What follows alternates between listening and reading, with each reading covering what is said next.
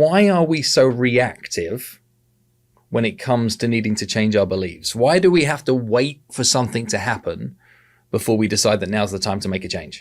Because beliefs, by the very nature of what they are very much connected to knowledge. So when we talk, and again, there's a whole field that talks about epistemology and how we know what we know. But if we talk about our very first belief is more than likely something along the lines of, when this happens, this is what it means. So as babies, we learn, okay, if I cry, I get attention. That means crying creates attention. So we cultivate these kind of learnings or lessons very early on in our life. And as we do so, what that invariably means is that now we make predictions. So our brains are prediction machines. Okay. So our brain takes information in from the world, information in from what's going on in our body, and information in from the lessons or learnings we get. And we try to make the best decision possible to keep us alive. That's our brain's job. Okay. So in order to do that, the predictions it makes, it has to try to understand the world and create shortcuts in order to figure out what's going on. Those shortcuts are the beliefs that we hold. Now, some of those beliefs are more based on fact than others. But it's sometimes hard for us to be able to tell the difference between a belief based on evidence, real evidence, and beliefs that we feel are correct.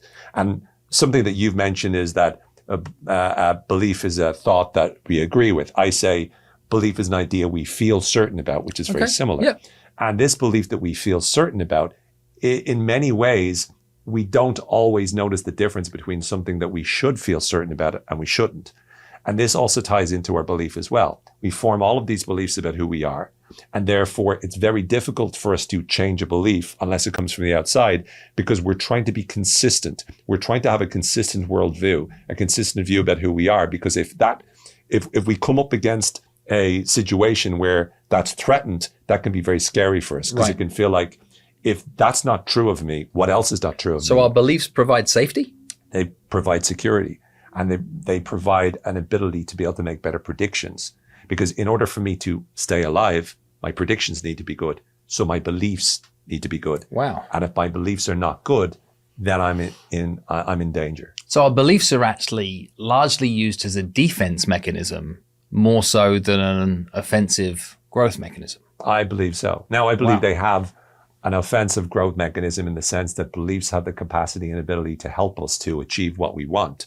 And so that's why a lot of times when you read books, pretty much most books in the nonfiction era that are all putting ideas out there, those ideas are beliefs that they want us to believe in. So if you read Malcolm Gladwell, The Tipping Point, the belief that there's one core idea in that. And these big idea books have this one belief that they're trying to get you to believe in. And they have a lot of evidence to suggest that. Right. So those are, if you believe X, this is going to help you to Y.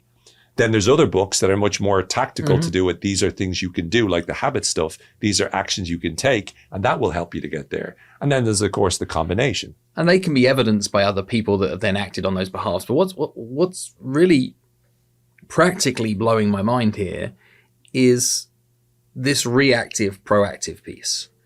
Is you are going to change your beliefs when things happen to you.